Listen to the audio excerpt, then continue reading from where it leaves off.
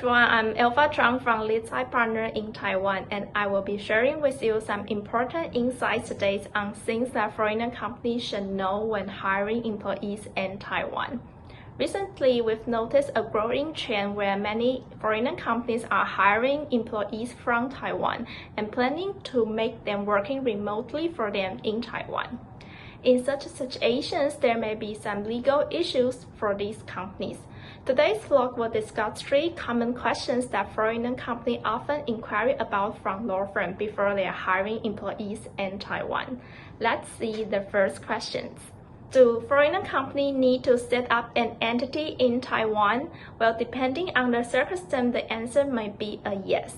According to the Company Act, a foreign company should not conduct business operations in Taiwan in its name unless it has set up an entity in Taiwan.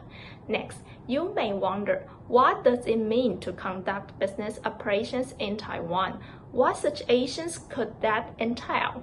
Well, according to our court practice and Ministry of Economic Affairs guidelines, conducted business operations involve a regular, profit-driven activities in Taiwan. The court will consider whether a foreign company in Taiwan has conducted business interactions, discussions, contacts, negotiations, after-sales services, and other aspects. Generally, a foreign company could be considered conducting business in Taiwan if it hires Taiwanese employees to be its sales manager for Asian market.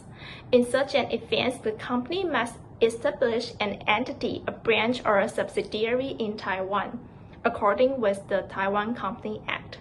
Failure to do so may result in criminal and administrative liabilities for the company and the workers. The second question our clients often ask would be, does hiring Taiwanese employees by foreign companies always trigger Taiwan's Labor Standards Act? Well, most situations the answer is a yes. According to the court case, in the scenario where an individual concerned renders services as an employee in the territory of Taiwan, the courts tend to opine that the Labor Standards Act, the LSA, should be applicable to this employment relationship. Despite that parties may have agreed that this agreement should be governed by the law of foreign country. So the answer to the second question, can a company avoid application of the Labor Standards Act if the labor contract with an employee specify foreign law as the governing law? The answer would be definitely a no. And as long as the court determines that the employment relationship should be governed by the Labor Standards Act, the employee will be protected by the minimum standards of employment terms and conditions under the Labor Standards Act. For example, the employer should enroll employees in all kinds of social insurance and should also make contributions to the pension account for the employees in accordance with the Taiwan laws. And if the above requirements are violated by the employer will be subject to administrative fine and may have to compensate the employees for all the losses. The third most frequently asked questions regarding foreign company hiring employees in Taiwan is, are there any required policies to be implemented by foreign company under the Labor Standards Act? First of all, among the required policy for implementations, priority is given to a work rule.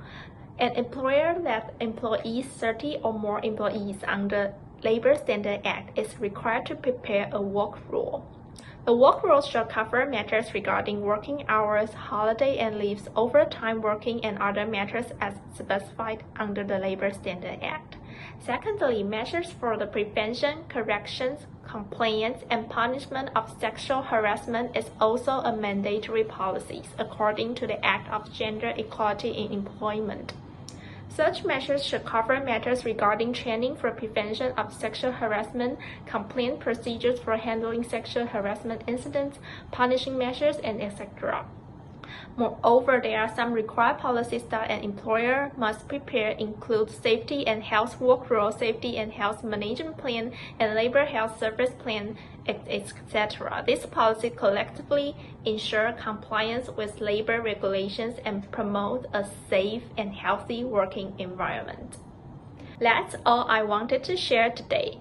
I hope the issues discussed in today's vlog can be helpful to you. Thank you for watching our employment law vlogs, And remember to subscribe for the current insights and updates on important global labor and employment topics presented by the ELA. See you next time.